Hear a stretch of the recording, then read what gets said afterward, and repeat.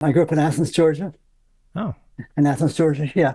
So it was nice. It was a college town scenario. My father, he did like legal research for the university, and yeah, that was sort of interesting because I think he was hired like I don't know late '60s from Texas, and he had been up in Wisconsin before Hmm. that. But I guess there was some weird moment where they like the Southern schools like hired a lot of foreign like people that are not just immediate. So there's a whole troop of people. Like some of my best friends are the kids of these other teachers who came at the same time. Hmm. So yeah, it was a great place to grow up. I mean, even in hindsight, at this point in life, I'm feeling like, well, that would have been a good place to, settle a long time ago. New York is so like challenging, but Yeah. that was a great place. It's like biking all hours of the night and just from neighborhood to neighborhood. It's like the what's the I can't remember. It's one of the TV shows recently there.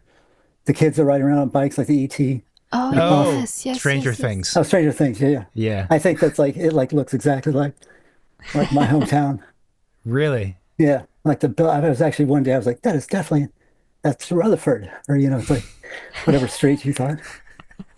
But Do you have a Demogorgon there too? yeah, Yes. The that's right. monsters. That would make more sense. I would explain that. Yeah, Um, it's a pretty, as based on your description and what we know, it's a pretty different place from, Brooklyn, New York City. yeah. And so I guess one of the questions is, looking back when you were a kid, was there anything about you being a kid that was an inkling that you would end up being a lighting designer? Yeah, not lighting. That was a stretch. I mean, even at the last minute before I started the company, it was a stretch. But Really? no, I think I was definitely a creative kid. I loved making things, and I think back on certain projects, I was like, oh, that's crazy. I did that. Like I sort of free-handed made a submachine gun out of plywood. Just sort of like weird, random projects that you just like would do and not really think about. Hmm. Hmm. So I think, yeah, it was pretty clear that I was going to be creative. My parents were very supportive of that, which is great. Um, it's funny in Georgia, I think the sort of best or the most highbrow art um, like technique was ceramics. Mm. Like the potters were the big dogs in Athens, Georgia. Oh, Hmm. really? Yeah, so I invariably did that. Worked as a middle school art teacher. Did a lot of ceramics. So yeah, it was a great place. It was yeah, very. It's just I think it was really progressive of being in the South. Hmm. I mean, I'm really happy that I had that diversity. Hmm. So it wasn't just New England. I always felt like sort of like I had an edge at RISD because I wasn't from the tri-state area. Interesting. Interesting. And why would that be an edge? I don't know. I feel like not that people know. I mean, my kids as well. They grew up in New York City, and they already know about all the art. They Mm. don't. They're not Right. going to have a moment of surprise. Like the kids knew Mondrian in kindergarten. Yeah. So yeah. So I think it was good to come to school with a very like a no expectations, just totally open to everything, and not critical or sort of Mm. have issues or concerns. Mm. It's yeah. So I just in the end, I just felt like it was a better yeah. It worked out. You just got more out of it, I think. That's a fascinating observation. I'm thinking of some parallels. So I taught architecture off and on for a handful of years, and sort of similar to what you're saying. It's interesting. I taught undergrad. Um, Mhm. some of the students who come in as first years knowing too much about architecture or thinking they know about architecture actually do the worst in the first 3 or 4, maybe even all 5 years, Yeah, because they seem to be a bit more locked in, or they have a confidence about them sometimes. Other times they're just restrained. The students who come in naked, right? yeah, They're just like sponges and they just suck everything up. totally. Yeah, And, it's there's different. no like, there's no guidelines. It's sort of Mm. like it's just open-ended, which I Yeah, think, open ended. yeah, I mean, I feel like even looking back on the work from school in general, it was never trying to be something. It was always like just an idea. It was sort of from scratch every time it felt like. And in hindsight, it just seems like the right thing. Like Mm. my son grew up and went to RISD, and he obviously had the opposite version where he'd seen everything. He'd gone to Marfa by the time he was like 4. He was like Yeah. we had very much like cultured them in the arts. So and yeah, no, but it's fine. I feel like he's I don't know, not like it's not more challenging, but it's just I think it's almost like more information than you need in a way. Mm. Mm. I mean, your description of having an idea and then executing it in a puristic sense, even if it's flawed, as a student, is sometimes I find the most difficult part of designing something, right? Because it's very easy to be distracted, I guess, or weighed down, or feel like you have to do it a certain way for Right. conformity or whatever. And just being honest to that idea is yeah, sometimes it's not easy. Yeah, no, I think it's really in fact it's yes, it even makes sense. Like if you don't understand the field that you're entering, you sort of see what other people are doing and try it Mm. on and test it out and see how it works. Mm. But yeah, it's really if you can come up with and walk into something with no expectations at all, I find that the sort of the most exciting way to approach creativity. So, when you were a kid, was it pretty clear that you were going to study something in the arts, and that's what led you to go to RISD? Yeah, no, it was like I think my kindergarten teacher was like, "Oh, look, no one draws the reflections in the water like that," or something, like some What? random, You like some. reflections in the water? Yeah, Oh no, my it's like gosh! I I can't. know it was like some random little observation, but it Yeah, totally worked. My dad bought it. He was like, "Oh my God, my kid's an artist," you know. So they that's were, awesome. yeah, no, it was great, and they were so supportive. And yeah, then RISD was like the next step, and it was just a perfect sort of second spot. It being a college town and it having sort of the familiarities of Athens, but Mm. um, but also the drunkenness of New England.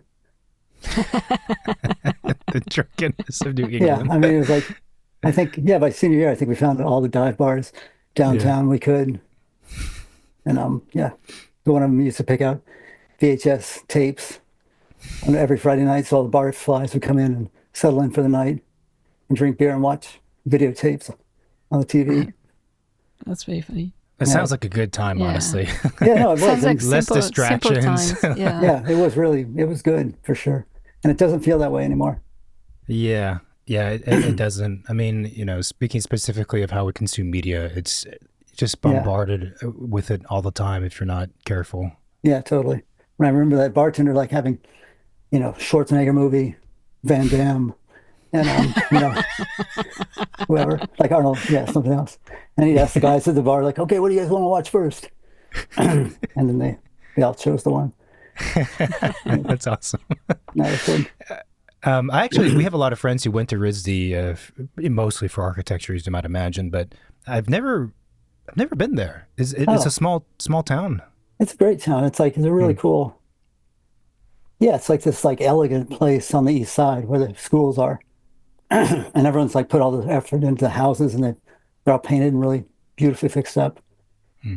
And then you go over to Pawtucket or you go over to uh, Olneyville or something, and it's a totally different vibe. Hmm. And like very kind of rough around the edges, Hmm. like Goodwill Hunting or something. Yeah, yeah. Yeah. And then you studied sculpture at RISD, right? I started in sculpture and then I ended up in painting. Oh, Oh. okay. Talk to us about that transition, or what were those studies like? Because our background is strictly architecture, and I Right. don't know what it's like to be a person to study, sculpture and then painting. Yeah. I mean, the painting, well, starting in sculpture. Yeah, I went there and knew I was going to be fine arts. I didn't have any interest in doing, I guess I was curious about ID by the time I sort of chose sculpture as my major because I did like the sort of technical end of things. And I remember asking the sculpture teachers if I should go to sculpture or ID. And I think they said, like, do you want to make table legs. Like, no, not really. So it's like, then go back to sculpture.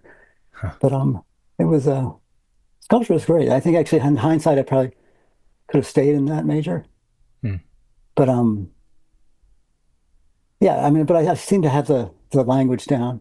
Like there's one random project where there was these two tables that you flipped one over on on the other one. It had sort of like this like male female component where it's just like a small block Hmm. and a recess on the other side to kind of lock them together. Hmm. Um, and yeah, I remember she being like, "What would have been really good if you sanded the backside of that block that you can see from the top." And I was like, "Yeah, of course I did that." You know, so I think I have a good sense of whatever that is. Like it's like what kind of skill is that you would know to sand the Hmm. backside of a block, and how is that Hmm. going to help you in life? But I don't know, I think there's something to be said for it. And switching to painting, I think painting is much more sort of a lesson of how to create and how to make things because it's truly like this. I mean, at the blank canvas, the typical, you know, analogy, but that idea that it's just a white surface and then you have this paint, which is also, a real archetype. It's not like you're sort of inventing anything new, but you are making decisions on the fly. Hmm. Like I think one of my best friends used to say it was like, I think painting's the only thing you can do where you can destroy and create at the same moment. Hmm. And I was like, yeah, that's totally true. And you can like fuck it up and get like this great edge to the paint as it travels. Um, yeah, no, and I've always taken that to heart. Like I think designing and even like back to earlier days, when you sort of start from scratch and you try not to be distracted by what it should be or what you think it's going to be, or even the dimensions. I think even like, Hmm. there's a point where I sort of stopped using the ruler all the time. I would Hmm. sort of, or I'd scale within the computer. I'd like sort of draw the drawing just, as is, like by eye to make it look the way I want it to look, and Hmm. then apply scale to it at the end. So then you like used to set the table or the seats 14 inches deep or something, and you'd set Hmm. that, then you'd set the whole thing to that dimension. So you would sort of find out the size of the parts at the after you had already sort of sketched Hmm. it out. Hmm. Do So you think that your background at RISD and I guess also your childhood, but making sculptures and painting, do you imagine if you didn't have that education and that background at that time, that you would be producing things like you are now? probably I've thought about that. I mean, I guess later in life you're like, what happened? What if I did this, or what if I had done that? Right. Because there's always the opportunities along the way that we all have to like choose between. And I don't know. I think my essence self is inherently lazy, so I think New York was a good thing. You know, I Well, mean, I when you think, have Van Damme and oh, exactly. I Schwarzenegger, mean, you it's don't need anything else.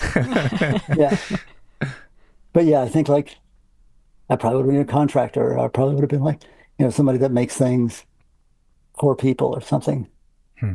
So yeah, I mean, RISD and the opportunity to make and design stuff is, yeah, I mean, it's nice. It's funny how like, art and design in the pure sense are the sort of the New York City sense, where Hmm. that's actually value people put on it.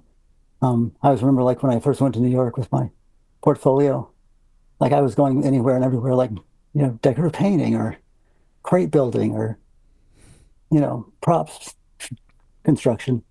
And I always show the same portfolio. And it was mostly paintings. So I was always sort of surprised that the people weren't like, how are you going to do this? This is all paintings. Like, but people in New York seem to get it. Like, they'd see what Hmm. you've done and like see whatever talent or skills or whatever it is that you were sort of hidden behind the actual images.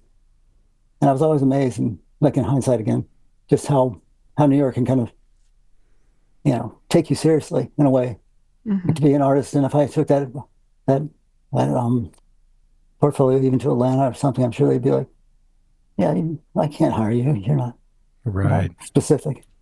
right, right.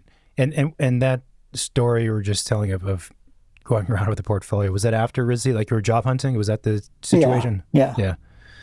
But that's a really, I think, great observation about New York City. As I mentioned before we started recording, we lived there for a number of years, Right. and I don't think I've ever heard of the art and architecture or design scene through that exact description. But it is a pretty good and concise description of what it's like to be there amongst those peers and people. There's kind of like an appreciation and understanding of, even if it's not exactly within your same profession, Right. that someone has to tell. I don't know if it's because it's just a dense place that everyone's trying to survive, and there's a little bit of like, we're all, what's the phrase? Oh, comrades in a foxhole Oh yeah. kind Right. of kind Right. of feeling. Yeah, it's true. No, but it's funny because you even think like, I don't think artists in Boston are making a living the way people in New York are. It's like Hmm. it's kind of weird island for that, you know, can sort of satiate or give the opportunities to people. And I think it's also like I remember going to gallery shows that first year that I was there and seeing art that, and you had this real immediate reaction, like, and not, there's the typical like I could have done that, but there's actually I think it was much more like I like what this guy did, but I think I can do, you know, something like a different idea based on this idea. Like I remember somebody that would shrink wrap their paintings, and I was like, oh, that's cool. Like that'd be a cool thing to like shrink wrap stuff, or you know, and then yeah, I think it's just and it's sort of like bubbling up all the time. And I Hmm. think, especially when you're young in New York, it's really like you're so game for anything. So, What, just for a sense of timeline, when did you, let me go one step back actually. I want to ask, what was the reason for transitioning from sculpture to painting? um, I think it was as lame as it is. I think it was financial because I Uh, think like the things I was making were costing money, uh, and they were like, but again, yeah. So I think at that point that was like my dumb reason, but I just actually I like both of them equally. I felt like going into painting was just a different opportunity mm, to make mm. stuff. I think in the end, my senior work was very much a mix. It had like speakers, but like they hung on the wall like canvases, but they were silk screened on, or they'd have speakers in them or lights, and it just yeah, they like a lot. I made several like light boxes. Um, Do you have yeah, photographs of those? I do. That would be taking me a good few minutes. But I can send you that stuff. Yeah, we should get a hold of them. We'll put them in the video. Yeah. Did you ever think about getting into industrial design, like studying industrial design, because the like the love for painting and sculpture and drawing and I don't know, it seems like But that would you, have but been you an said someone avenue. said like, do you want to design table legs or something? Yeah, yeah, it was. No, I think I thought about it because yeah, I had friends who were in ID, and it was kind of great to see this perfection or see Hmm. what you can make on a milling machine, and it's like, and that was pretty cool. But but yeah, I think while I was there, I was not thinking about ID because I went to New York to be a painter or an artist. I didn't have any intention of making furniture for Gotcha. life. I was just going to ask you. It sounds like really after you finished at RISD that was the logical next step, and the one that would seem to have made sense is to go and be an artist of some kind. Yeah, For a sense of timeline, what year was this when you went out to New York? 86, I left Athens, and 90, I got to New York. Gotcha. Okay. Okay. Interesting. Yeah. And so you're out with a portfolio. Did you find a gig? I found, yeah, regular like this crate builder. I think then there's like I'm a set design and and decorative painting was the one they finally like hired me for a little extended period, but I was awful. I was really bad at it. Wait. Yeah. Why? It's like well like you do some blend for purple to blue. Oh. No, and it's like I don't know how to do that. And I remember that was like when they told me they sort of gave me like 5 cans of paint and said like blend these from purple to red from the bottom of the floor to the ceiling. And I was like, I just got a roller and I just rolled straight lines. And, and then like figured I was gonna like fill it in. And Yeah. the Yeah. guy they came back and they were like, okay, you can go work in the warehouse or something. So but the great thing is that job got me to Ted Muehling's studio, which is where I think it all kind of gelled and made sense after that. Okay. Let's hear about that then. So how did that lead to the next one? Well, it was, Ted Muehling, the jeweler in New York. His name sounds familiar. I'm gonna. You should definitely research. He's phenomenal. But he's very, just a very solid person. But his dedication and his like, it's just his brain. He doesn't ever stop thinking about the act of making. And he's always got, and since it's jewelry, he's got this sort of scale. Well, I guess I should just step back. Um, so I stumbled into that job through the decorative painting. He was opening up a store on Green Street for the first time. And he was, Robert Lee Morris, I think, was really big at that time. And there was sort of this like downtown, um, I don't know, like early 90s, I guess, where there was a sort of like sort of like rock and roll jewelry kind of happening. But Ted was like made this really perfect stuff. Like, I was thinking back at this one little like he would he would use niobium and then kind of anodize it in this little bath of acid water. And then he used a coral pearl or a carved coral ball as a head. And it's Mm, like all articulated. And it was this really amazing thing. I was like, just to use like a coral for the joint. It seemed just like there was always things like that where he would make things, you'd always be blown away just with like the sort of creative aspect, not only of the mechanics, but also the form. And mm, it was really restrained. It wasn't like gaudy at all. mm-hmm. All the I'm, metal. I'm yeah. I'm looking at some images of the work now, and I completely understand what you're talking about. Yeah. And I think, Yeah. and that was really that. I mean, I was just so lucky to have had that job, just in the sense that an artist and a designer, it's like combining those two. Yeah, he made stuff, he made jewelry, which you sell for X amount of dollars to customers, Mm-hmm. unlike art, which is much more like you have to be convinced to buy something, or, the gallerist is, Mm-hmm. trying to sell you on something that whether it's personal or not. But jewelry has this great saying about how it's like really, the people who love it, like really love it. And I Mm-hmm. feel really attached to just like the smallest thing. Like, like we'd make these tiny little, I think they're called melons, but they're like really, like literally like a little, like a black eyed pea size. Mm-hmm. And and we would just clean those up. And people would be like, oh, this is so beautiful. And they would. I mean, they like the shape of them was pretty much perfect. But, but yeah, but it was still weird to me. It's like, then even people would buy like a gold version of that for, it's that much more. So like it's almost like old fashioned, currency in that sense that, Mm-hmm. it's like really like gold means something there in a way Mm-hmm. that, it doesn't mean much to people today. Mm-hmm. Yeah, that sense of like preciousness, and I like the fact that you mentioned the scale of it too. Like, they're not necessarily big items. The value just has to do with, I don't know, just Yeah. pure quality, I guess, the emotion of it. Yeah. I always tell students like, go into jewelry because all you need is a desktop. You can make so much stuff with so little space Mm, and so little tools. Like, I mean, furniture and stuff. You got like table saws and yeah, joiners and this and that. And you yeah. have square footage and you have these big things you made, like, trying to, organize them in the corner. And That, yeah. jewelry is like totally the opposite, where it's just like you have a little matchbox and it's full of, gold objects or pearls or, some sort of little detail that you just made. And yeah, I don't know. It just always struck me that I think I actually told my son that he majored in jewelry when he started, Mm, which I was not expecting. And then at some point I was like, you don't have to do that. If it has anything to do with like for me, which I was very flattered, but I don't think I, but I said like, go do what you want to do. And so he switched up to animation, which mm. is great. Yeah.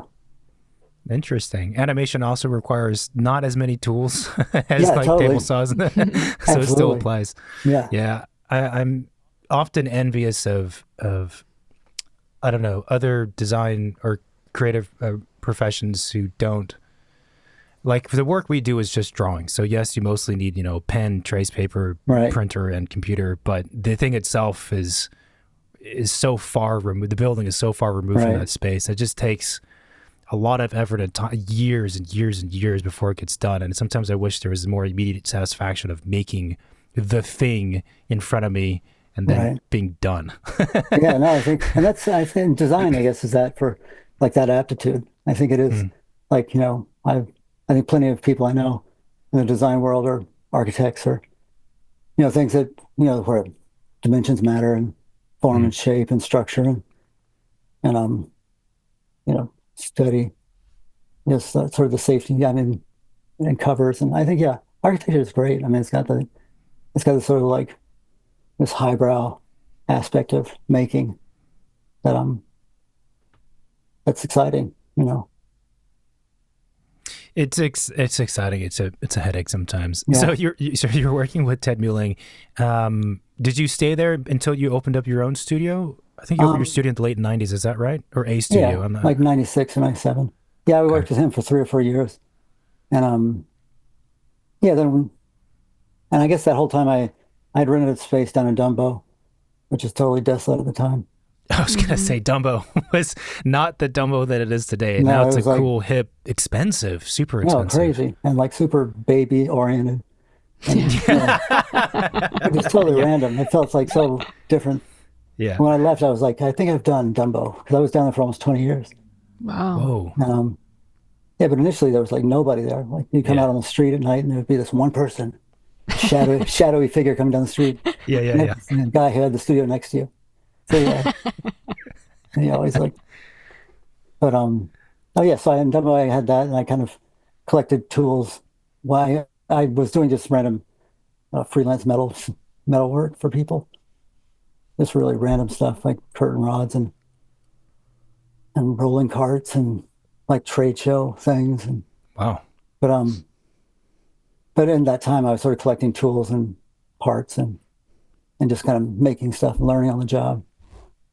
And then yeah, then when I left Ted's, I was sort of set up to at least just try something. It wasn't necessarily a big plan, but Hmm.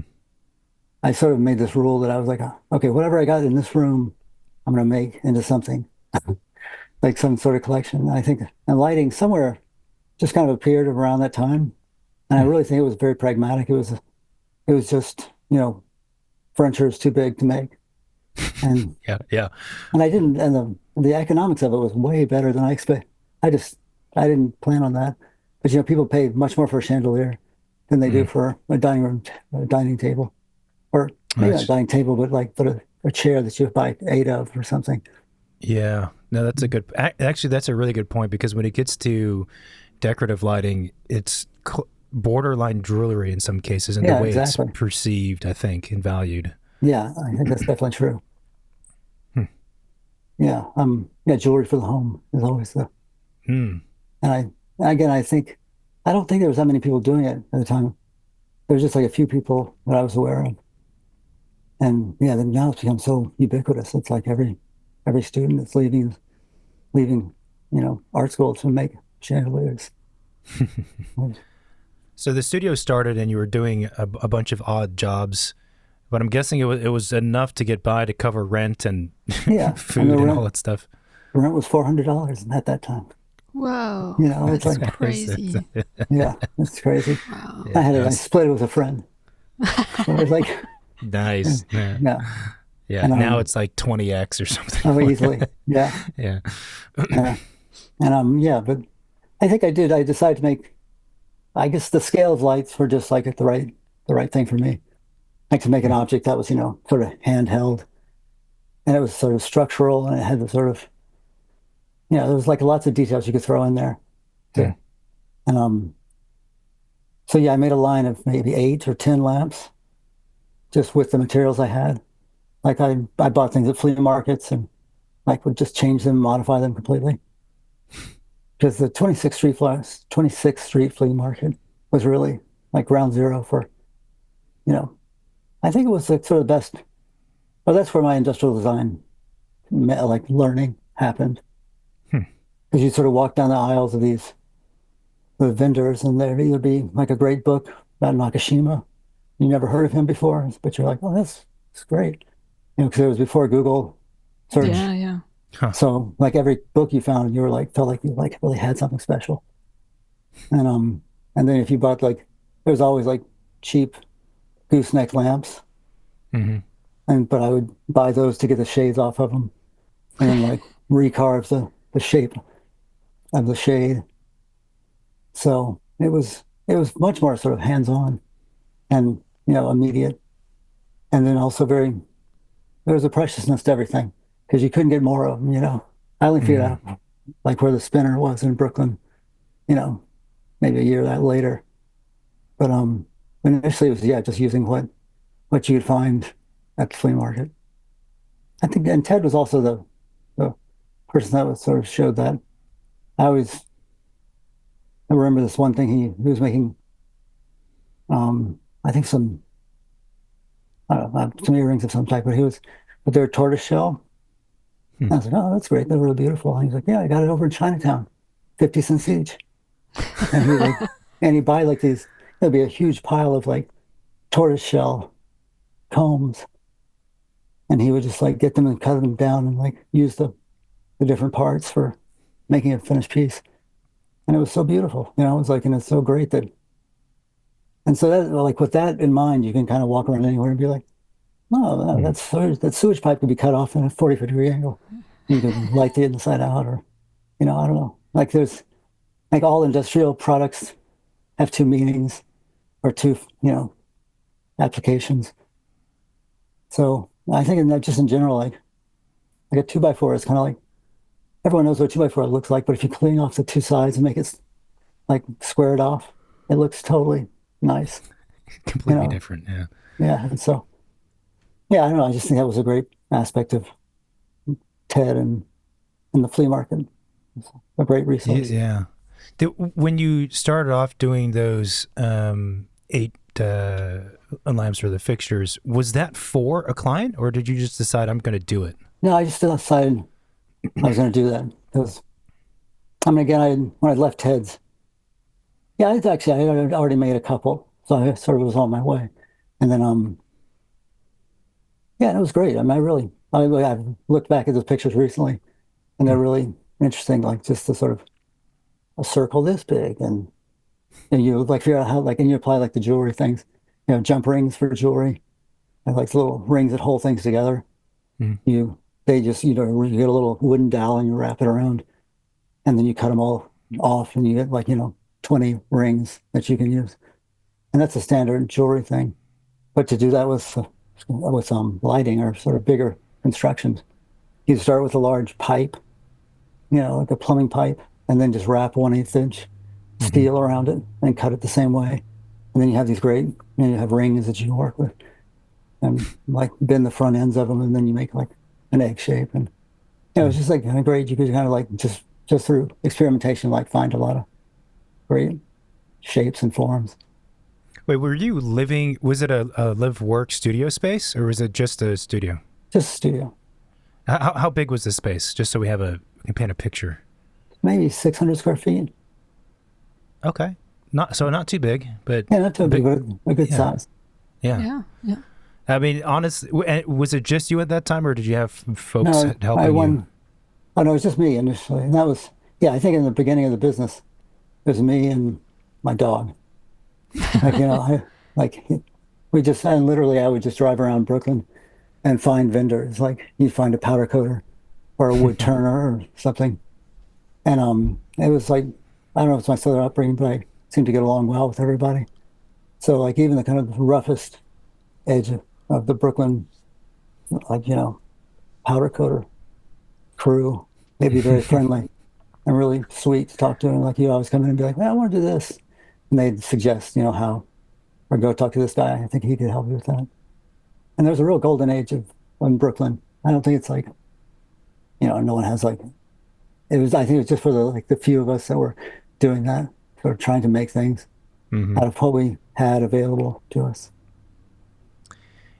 I'm sure there are aspects of that period that were not easy, but at the same time, it does sound like a lot of fun. It sounds like a great, headspace to be in. Yeah, Um, I think that was the great thing. And it was also kind of cool. I think in hindsight, we are kind of creating the vernacular for, you know, the later American design movement. hmm. I'm not saying like from myself specifically, but I think there was like initially this thing of, everyone, the Eames were this sort of like the starting point, like sort of, Mm. the Romans or something, and as far as, contemporary culture. And yeah, and their sort of brilliance about just simple things were inspiring. And you sort of like, I want to make a chair like that, like the Caban machine or whatever they had. They had that great this machine where they press plywood. Hmm. And that was Hmm. just that alone, that like that picture to me was like, oh my God, now I have to build one of those. I have to Yeah. make something, or even just the idea of like inflating a rubber, ball inside a cage and sort of seeing how that affected wood veneer or, metal. So it was very experimental. It was just sort of, I think, yeah, and just that was great. And then the fact that you could kind of also contact these machine shops Yeah. and vendors, and then they would take chances off on ideas if you're, Mm. if they were rational or worthwhile. They would be totally supportive, and you could sort of, and if you could, and the trick was making it twice, and I think that's still the challenge between art and design.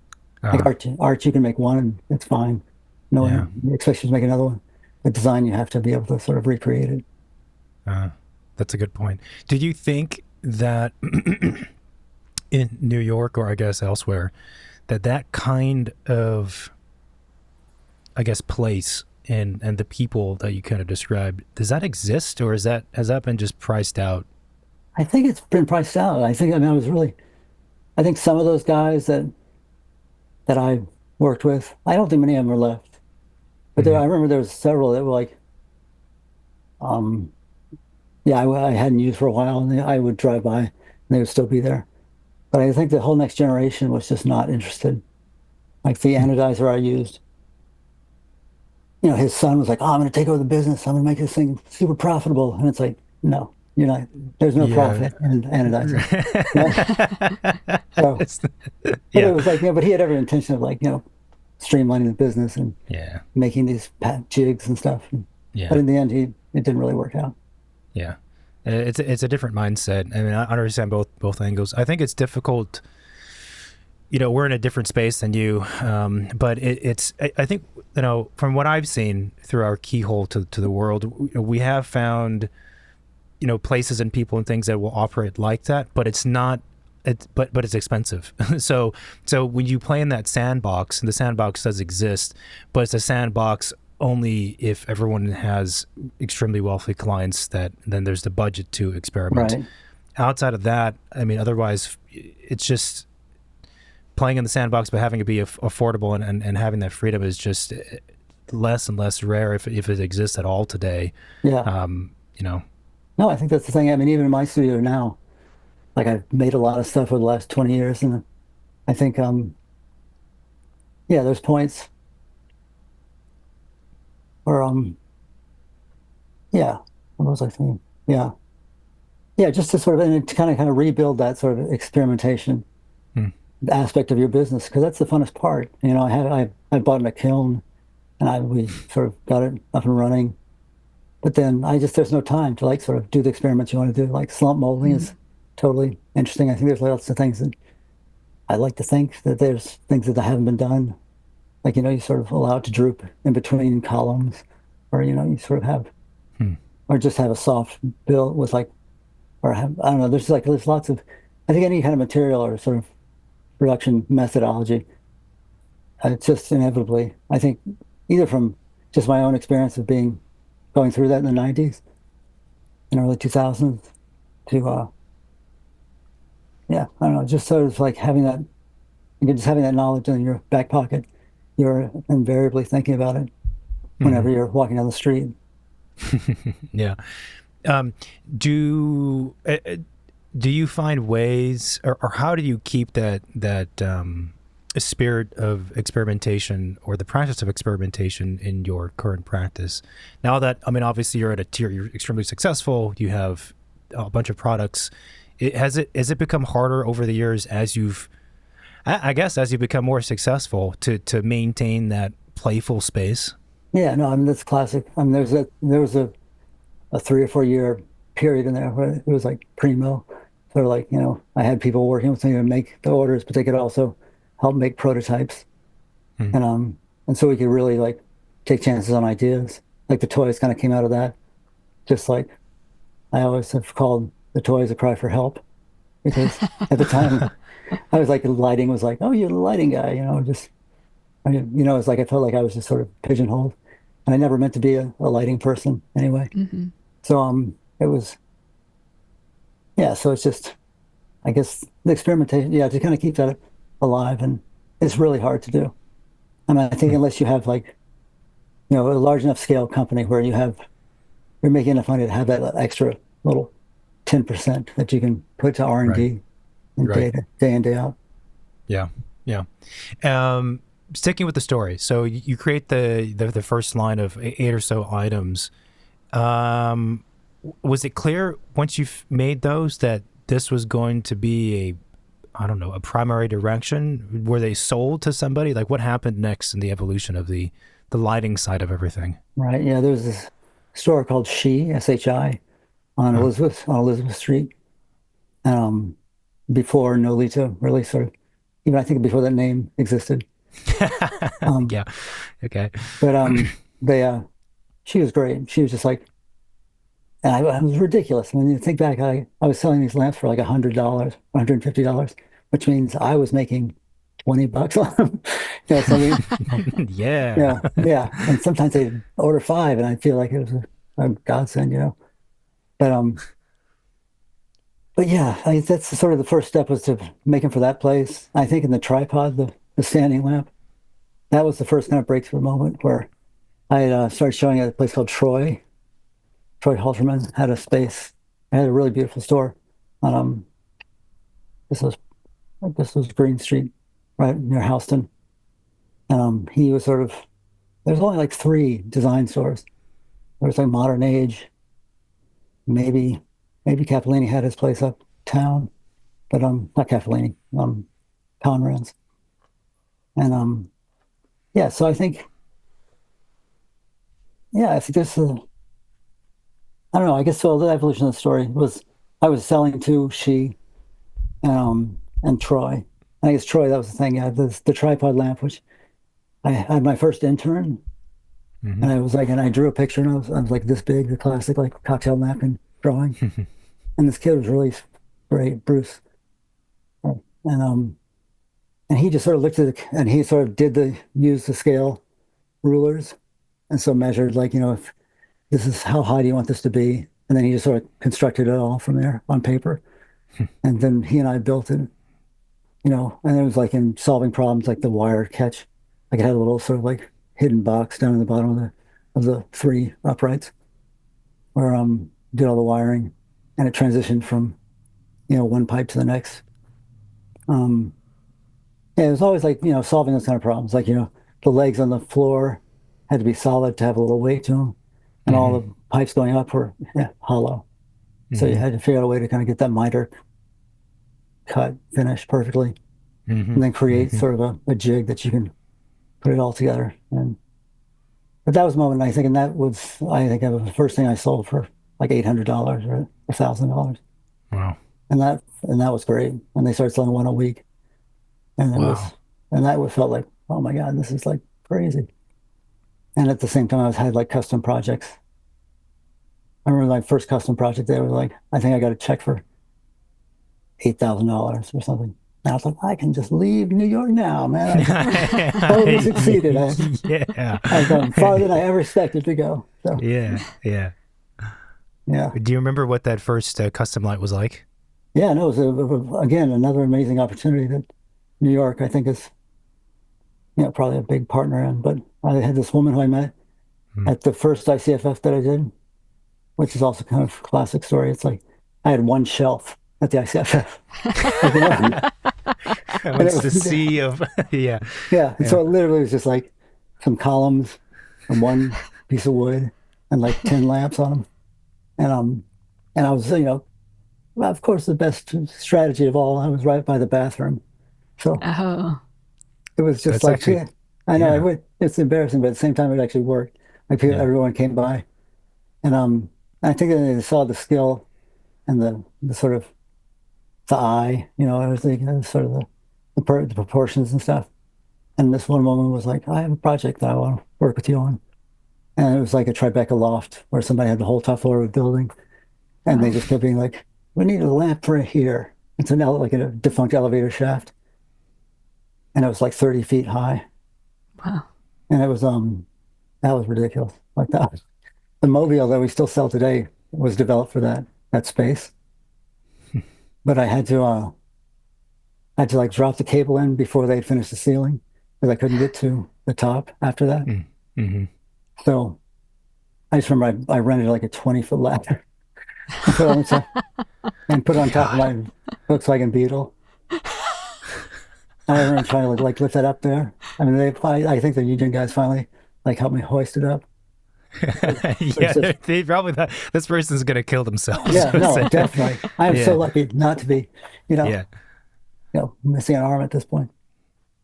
That's phenomenal. That's really That's cool. phenomenal. Yeah, no, it's just, So, yeah, yeah, it was just New York City was all that was sort of part of and like the system or the yeah. whole the occupation, which was really same way you talk to like the roughneck out in Williamsburg. Hmm. Then you'd be like walking up and put something in some guy's crazy like $1 million loft space and Hmm. yeah, and there was like UL was kind of whatever we get around I do as much as Right, I can right, you right. know and but everyone was willing to go with it.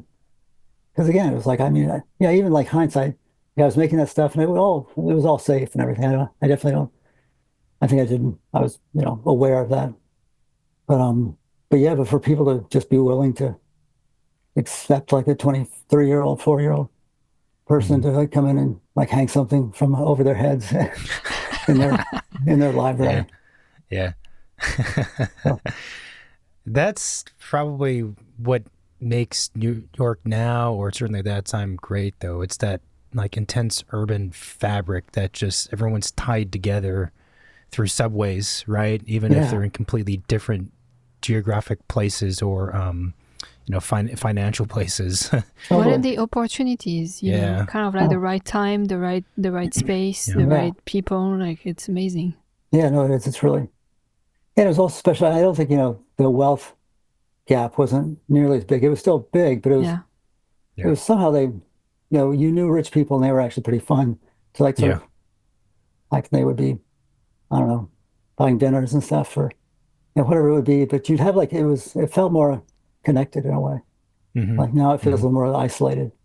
Yeah. And like the young Yeah. people have their kind of thing and the old people have their thing and the Yeah. wealthy and the whatever middle class. Hmm. But Hmm. Yeah. I can see that as well. So it sounds like once you made a few pieces, the tripod one in particular started selling pretty well, and things just evolved from there. I mean, you had to ramp up and figure out to keep up with production, and yeah, did you no, just grow organically from that point? yeah, and that was actually fun. Like that was in hindsight, building jigs or sort of time saver devices or Mm. kind of coming up with a new way to have three sanders connected. It's like you were customizing your own production as well, Mm-hmm. which I think that sort of separated the successful people from the not so successful. I guess like if you were able to like come up with an idea and make it and make money on it, then you'd survive. But otherwise, you could make something really nice, but the powder coating would cost too much and it wasn't really a compelling piece. So, or it looked too much like a IKEA product. So you had to Right. elevate to a degree, but you'd also have to be economical in how your production. So That's a I lot. That's a lot of stuff to have to hit in order for it to work out. totally. Was as the studio evolved and grew in size, what were the biggest challenges of that? Was it finding ways to do larger scaling up and meeting production demands? Was it finding good people? It was Something else? no, it's a little bit of both. Like I think yeah, when you found a good person, because again, it was very art oriented. It was like an artist studio. It didn't feel like a production house. Hmm. So like those shades that I would buy at flea markets initially, that I would buy from a spinner. Like initially, I actually just would sort of hand draw the line and like cut it with the scissors or, snips. And Hmm. then on a belt sander, I would do the final shaping. And I got pretty quick at it, but still, I would do like 20 at a time, which is ridiculous. And then you'd kind of Hmm. get those, you'd have those set aside. And then you go drive those over to the anodizer and have him do the finishing touch on that. But yeah, we drilled the holes that went in the top for the heat, you know, exchange Hmm. and yeah, it was just yeah, the production was actually the fun it was one of the fun parts of it. And it's also very much it was never like, you had to get it all figured out before you get started. Like you kind of made it and you sort of solved the immediate problems. But then if you figured out a way to make it better, you would just like switch over to the new detail and you keep it like as much the same as possible. Hmm. But there was always like this nice, opportunity just to see what happens. And I guess then to yeah, because when I had my store, yeah, everything had to be perfect. You had to have like your spec sheets and everything, Hmm. and it wasn't sort of free Hmm. construction making the way it was prior to that. I was going to say, so once the design of something becomes crystallized to your point of having it to be, basically identical from one to the next, Right. I'm guessing then, and certainly now, I don't know, I'm guessing that the manufacturing process, the production process of it is not like you described, where you are making 20 shades at a time. I mean, I'm guessing is it produced with like heavy machinery that is essentially a jig Oh, current like used from now? before, or Yeah, yeah. no, like it was laser cutting was like the thing. And I knew Hmm. laser cutting was out there, but I think the three-dimensional laser cutting at the time was like the holy grail. Like I didn't know that existed, but they was like, oh yeah, I know this guy in Ohio. So I was like, oh, that's awesome. And so yeah, I sent him drawings, and he was like, oh, I can do these, no problem. And so that just was like I feel like a huge weight off my shoulders for the future. It's like, and those are kind of the epiphanies you had, those moments where you sort of realize like, I'm killing myself to make this thing, but I could actually have it, CNC machined and, from a local guy, and I can fit that into the price budget. Then we can like make the parts, or just sort of like, or even like back to the thing about the tortoise shell Hmm. homes, you'd find great materials and you kind of remove them or take them out of context Hmm. and then put an arm on it and stuff, and you have a standing lamp. But yeah, it was yeah, the production was a fun part of it. Are you are you guys still located in Brooklyn? Yeah. And then so it's interesting. So we know your work, as we talked about. We've known it for quite some time, and from the outsider's perspective, from our perspective, we see your pieces like everywhere. Yeah. And so there's a certain perception that you are a giant operation, or you must be. But are you still very much a boutique studio? And I guess one question would be like, how many people do you have working in the studio or in the company? Like, what is your operation like? Yeah, I think the initial like that sweet spot that happened in the first 5 years was maybe seven of us, like, Hmm. one person kind of managing or answering phones, and then fabricator and designers. Not even designers, it was more just like we designed, by making. So we Hmm. sort of sketch out an idea like, what if we had a tripod with half-inch round legs, but we connected them a different way or something. So yeah, that was like, and that was kind of the early years, which I think everyone always has, whatever art, whether you're a musician or whatever. I think there's always Hmm. that like period in the early beginning of your career Hmm. where you were just making stuff and it just was happened so easily, and everyone was sort of in the groove and it was just kind of working. Um, and that was true for the studio. Well, I mean, even when I showed at Pucci for 10 years, that was still it was like manufacturing was our only concern at that point. Um, but then, well, what was your question? It was, what, ah, what is it like now? oh yeah, well now, yeah. So I guess at one point we were as many as 20 and Okay. like two locations, which that was just too crazy. There was a point there where I was like, I mean, the overhead and the payroll, and I consciously was like, I don't know if I want this. I don't know. I remember the first time one of my employees was like, my wife's pregnant. I was like, holy shit, I got to raise enough money to pay for your child. You know, like but there is Yeah. this level of like responsibility that you have Yeah. to people. And yeah, there's no more babies. There, no, but it's, I mean, it's a great thing. And that's a great thing to sort of provide for people. But I consciously decided that I think we sort of organically went from 20 to 12. Hmm. And at one point I sort of, I mean, for COVID, everything, there was like lots of reason to sort of shrink the team. But I think we ended up, now we're at 5. And it's a Hmm. really nice group of people. And they're really, it's a very, it's not like just aggressive production happening.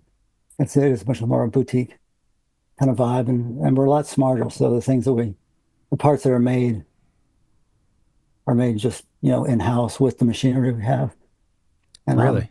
yeah, we have a really nice machine shop with a great person running it. And Wow. then the lighting, the assembly part has also become so knowledgeable about LEDs. And I mean, initially back in the day, it was just about Edison bulbs and how you Mm-hmm. sort of hold up an Edison bulb. But now it's like so freeing, what you can do with the low voltage stuff. Hmm. And Adam who works with me, he's great at just sort of solving problems.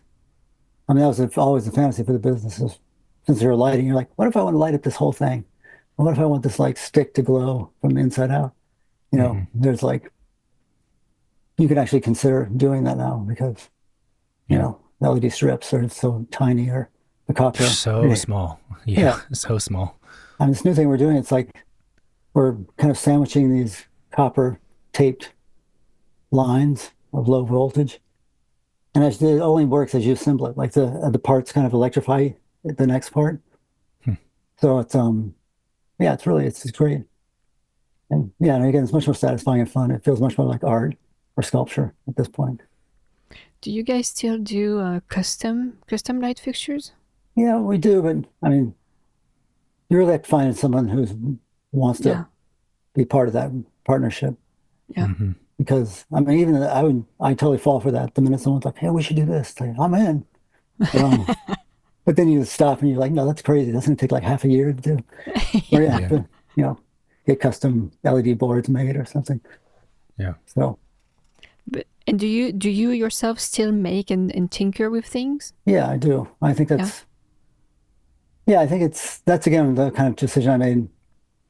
'Cause I think if I kept 20 people and Yeah. just kept ramping up production and rolling out new stuff, which I don't know, it's what I decided I didn't want to do that. But making was one of the parts about that I wanted to keep going and just keep, because I think even back to the painting, that's the surprise element, the creating and destroying at the same time. When you can like, if you can design like that, which is really hard and time consuming. But Mm. when you start with a piece of material and you fold it and you staple it together and then you kind of trim it from that shape and then imagine it twice that size in glass or something, it's like this kind of great evolution of just potential that Mm-hmm. exists um, when you're making things by hand. But when you're drawing out what you think looks great, it's not, I don't think the outcome is as satisfying. Mm. Mm. The in preparation for this interview, this conversation, I know there's a video on your website where you're talking about your process, very briefly, and there's actually a few lines in there that I thought were pretty fascinating, and I jotted them down. One was something to the effect of the discovery is unexpected. The other was that I think you said it's not so much control as it is vision. And both of those are the same kind of wavelength of thought, I think. And I found that super fascinating because I think one of the, um, I guess call it mistakes of designers or architects, and specifically, I suppose, is the desire, the attempt to create the thing by being very controlling from the beginning until the very end. Right. And I feel like what you were talking about with those two blurbs was like there's an aliveness to the process, and I think sort of being in the moment and working with your hands, stuff happens that is not necessarily something that you fully predicted and planned before it happened, No, and that absolutely. produces the magic of the thing, perhaps. I mean, the simplest version of that is just like you want to make a form, you take a piece of paper and a scissors, and you kind of like you cut it a certain way and it folds a certain way. And there's this sort of discovery, like even if I drew what I thought it was going to be in the beginning, like, there's no way you can t predict the curves perfectly or how the sort of, if you tuck them underneath each other, it Mm. actually, the whole thing kind of balloons up.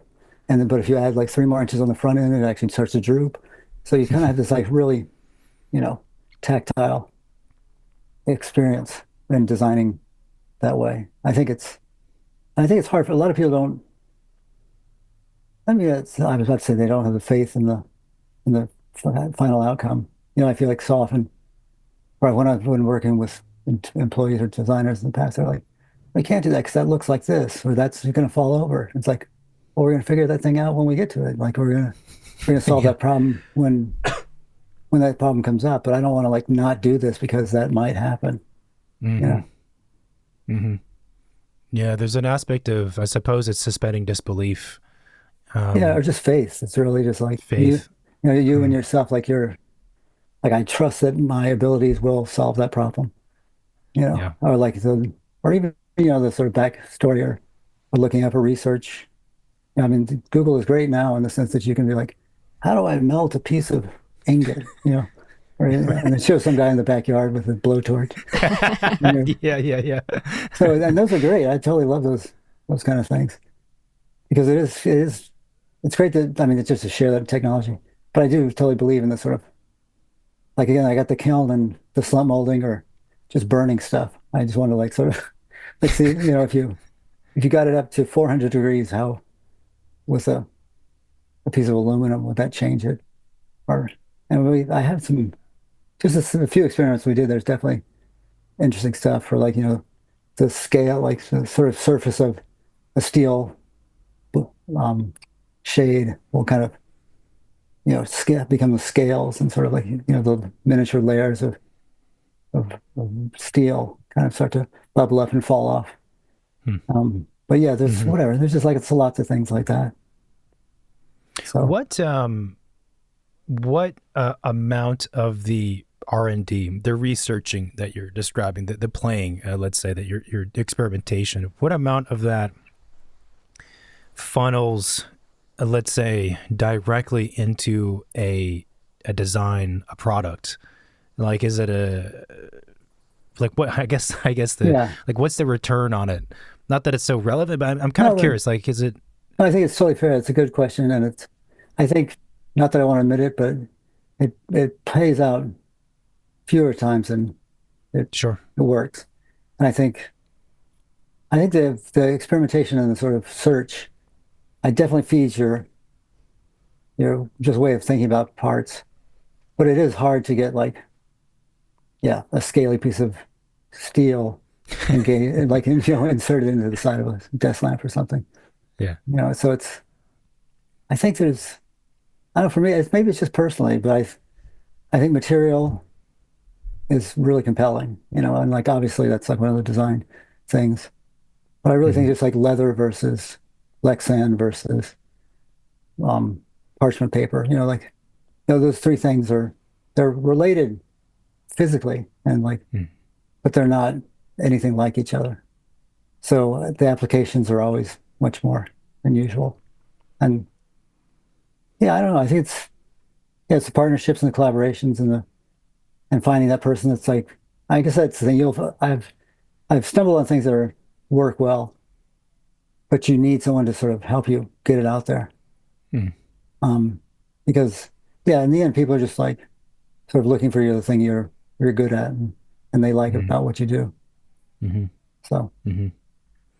The what you're saying with the experimentation of materials or whatever it might be, is, and then the problem solving. Actually, you were talking about having an idea for something, and perhaps another person remarks and says, "Well, it's probably not going to work out because of X, Y, and Z. So let's not pursue it." And right. you would take the opposite approach and have faith that you'd be able to problem solve it. It reminded me so much that actually that's one of the challenges that we have is like I feel like sometimes folks are always wondering, like, well, what is it that you provide as a designer or as an architect? Right. And there's a lot of ways to answer that. And the easiest one that's the most common is, well, look at my portfolio and that's your answer. Right. But the truth is, if you're hired to create something new, it's exactly what you said. It's like you're hiring us to come up with something interesting, and you're hiring to have faith that we have faith that we're going to solve it. Right. So we don't know where we're going, but we're gonna figure it out. That's what you're hiring us Yeah. for. No, and that's Which is a really rare person signs up for that. Yeah, it's a rare person for sure. So wait, so but it does sound like that the five of you in your studio, or whatever number it is, that you guys are the ones producing the fixtures. It's not being outsourced to, I don't know, somewhere else. No, it's interesting because again, it's about price and scale and like wholesale versus retail and trade pricing. And your profit margins are so different. Like on wholesale, you're like, you make okay money, but like retail, you get the money you want to make.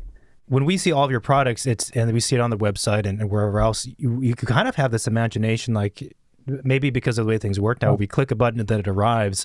Oh, right. And then therefore maybe one would assume that these things are being produced, Right. Somewhere else in some other place. No, I'm sort of convinced that there's this sweet spot that I haven't quite found, but it's like where you make as much money as you need to make.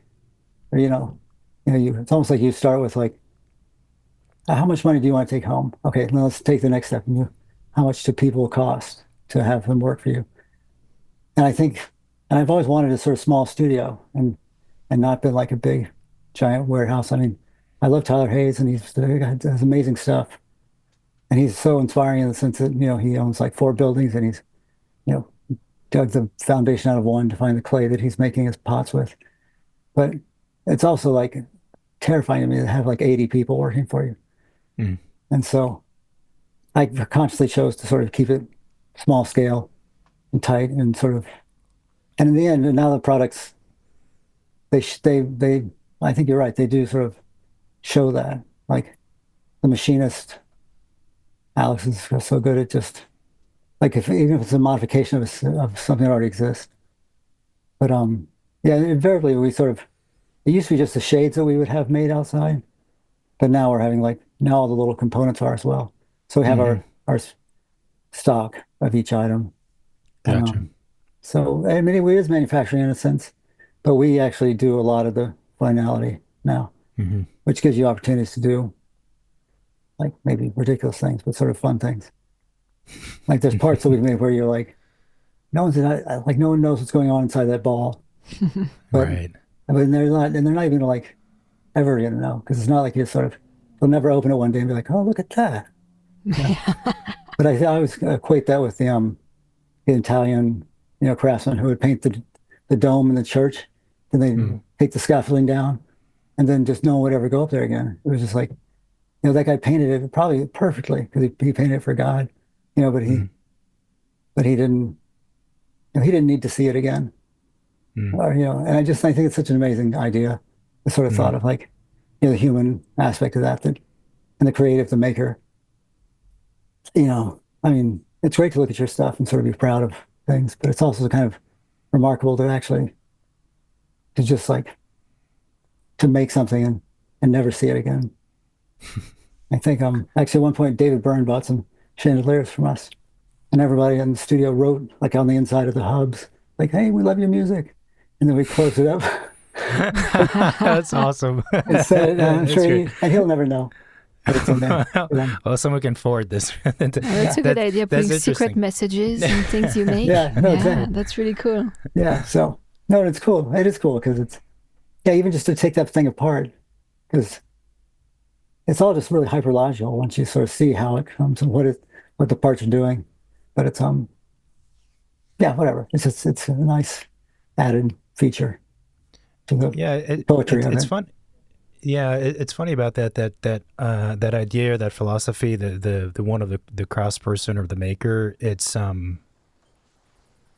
there's something about that with people that we find who create and make things that are really dedicated to what they do. And even we were speaking with a contractor who builds houses, and he was talking about the importance of having a certain work ethic and the cleanliness of the site, some Right. of which in theory, right, wouldn't make a difference at all to anybody, but it makes a difference to him and the people on site. And there's Totally. something there, right? Oh, So absolutely. like even if no one sees it, there's something about you like I feel like you couldn't remove that part of the approach or way of life and still have the same outcome. It doesn't work that way, Yeah, right? no, I think you're totally right. And there's even moments like this new collection we're developing. There's a point where we're designing the hub, and it's like, well, you could do it. And you always have this moment where you sort of start adding things to it, or being like, let's have it like countersunk with an Allen key. It's like, no, no, no, no. Let's just let's just make the thing. So there isn't sort of like, I think I went far down that road before, and I'm sort of coming back now a little bit. Um, because again, I think that idea of like the hidden parts are, but just to your point, I think it is. I think you're right. I think there's sort of this sort of lifestyle that you have to create for yourself to make what you're making. Yeah. It's unlikely that a slob is going to make a beautiful thing. But, Yeah, yeah, that's I, probably true. but yeah, Um, yeah. then, regarding the design of the pieces themselves, is there there seems to be across all of them a continuity, a thread that ties them all together. I don't know if I have the words to describe what that is exactly, but I'm wondering from your perspective, is do you perceive a thread, and is that thread something that is more conscious for you, or is it just that just happens and happen to have a thread? I think someone at one trade show was like, "You do curves really well," and I was like, "Whatever." But then, in hindsight, after making things, and sort of like, I was like, "Yeah, I actually do." I sort of, again, that like sort of subtle bend that, Yeah. it's like a ball that should have a straight cut, and it's like got just a 1/8 inch uh, variable to it. Mm-hmm. So like it just raises up a little bit, and people see that stuff. You can see like two steel, stamped balls with like R openings cut to it and the standard opening. Yeah, not the same. And I think there's like, I think that's sort of I think at this point, that's what the David Week Studio line is. And Hmm. it's always like the scale is right, the lines are right, the size, it sort of fits in perfectly. It's not trying to reinvent, but it's just trying to make an exact version of something. Hmm. And the inventiveness is kind of crucial. But yeah, I think, yeah, it's definitely more considered now. Like I kind of know, like, oh, we'll do that, and that'll make it a David Weeks thing. Like sort of I'll put like a hub on there, and I won't paint it, or like you kind of get the wires so you don't pull them tight when they go to the ceiling. They're sort of like soft curves that kind of follow Hmm. the drop cable up to the ceiling. And the um the auto collection has this great thing where they're just straight rods, but we built it so the weight of the shades created the curves. Hmm. Which again is the thing, like no one knows that. No one knows that that's what you're seeing. You see the chandelier, you're like, oh, it's really beautiful. And you wonder like, and you assume that like all the lines are just, a given because you put it in a machine and the machine spit out that arc. But instead it's, we found the center point of where the gravity is. We put a bigger weight on the back, a smaller weight on the front, which was the shades.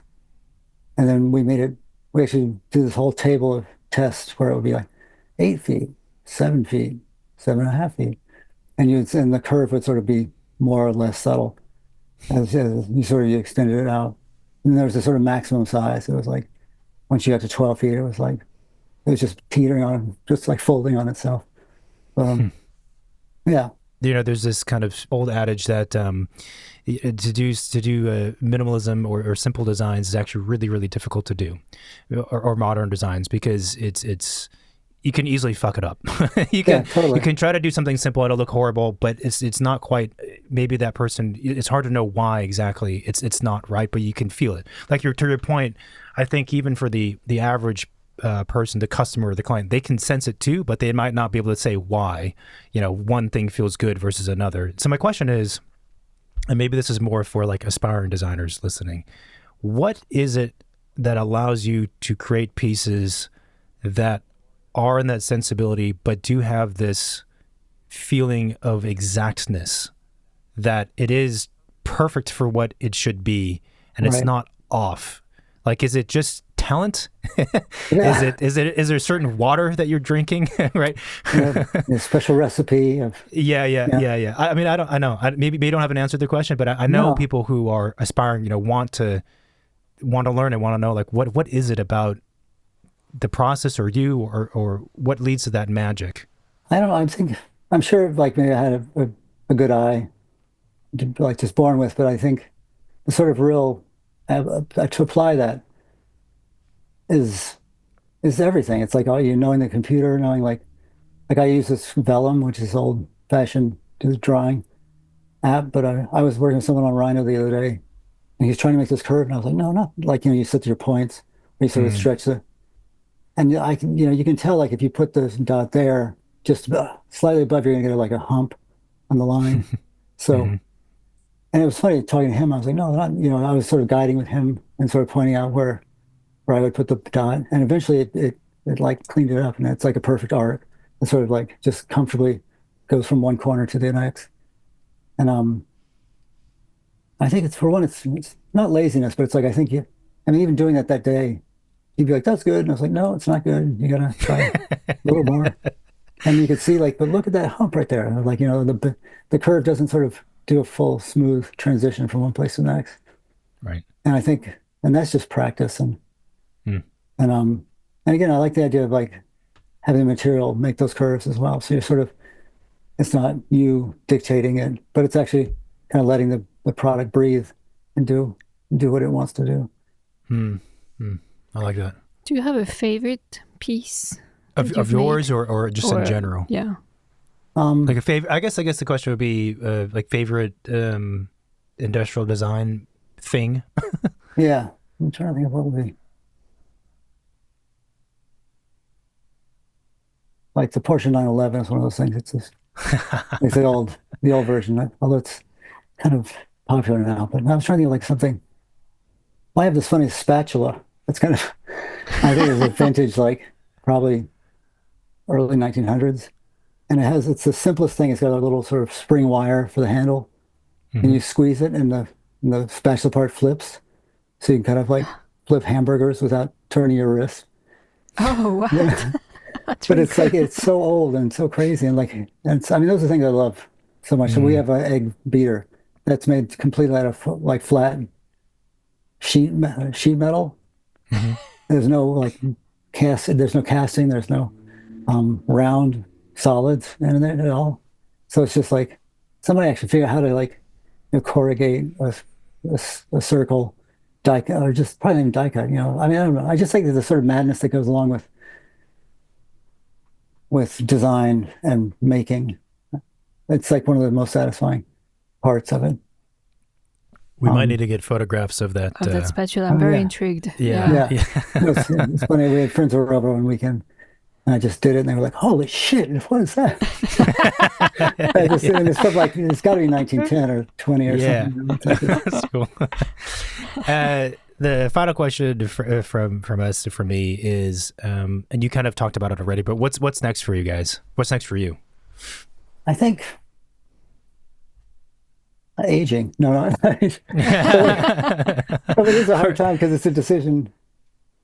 I don't know. Because Retiring, is no, well, that? no, it's I mean not retiring, but because it's creative. I mean, I had the opportunity to go to Rome a year ago for 6 months, and I Mm, made art, which I hadn't made, since RISD, in that sense, like the real, like the sketchbook where you don't draw lines this big, but you draw lines like, you know, physically. mm, It almost feels like I've always equated with the closest I can get to athleticism is sort of, drawing on a mm, big piece of paper because you can like really catch something or like sort of see something happening and modify it or even like erasing, can kind of create more things to look at. But mm, so in the end, I spent a lot of the past year or so just trying to like figure out what it is I want to be doing because I think that's yeah, I think that's the question for all of us. I think having that opportunity to be in Rome for those 6 months was fantastic. And even being there, I was like, everyone should get this opportunity, whatever it Mm. is, wherever you go. Like it almost like the the country should like require you to take 6 months off at Yeah. age 50 or something. Right, right. Because that's the moment where it's like all the stuff's happening that you didn't expect to be happening, whether it's your parents aging or whatever is going on in life. And you've chosen something to do, 20 years prior to what and it's just now, and you look back at it at that point, and you're like, is this what I want to be doing? Or I wish I had done more of this, or I need to add more of this to my life. And yeah, so I'm kind of like in that zone where I'm sort of trying to decide like what is what is important and what's the most satisfying. Hmm. And yeah, and it's hard to know. It's because if you're if it's charging away and like keeping a business humming, that's a pretty straightforward occupation. Hmm. But like to find I guess it's kind of like finding that sweet spot between art and design, where you're trying to either solve problems for people or you're trying to make something that no one's ever seen before because Hmm. it's from your hand. So Hmm. like then it's a pretty broad range between those 2 points. But yeah, trying to find some place to sit in the middle of those two bookends. I like it. Yeah. It's like the research and design, the R&D component of life Yeah, instead of it exactly. being for, a product or a final Totally. thing. Yeah. Yeah. No. And I think and just for people's mental health, Yeah. it's a Yeah. good thing. Yeah. Yeah, I know. I agree. I think that, especially, I think for folks who, well, probably for everybody, but when you're in the space of making things, just having, time away to think and I think it's necessary. Even if you return back to quote just work, I think it brings a new dimension. Probably fuels the whole operation a different way.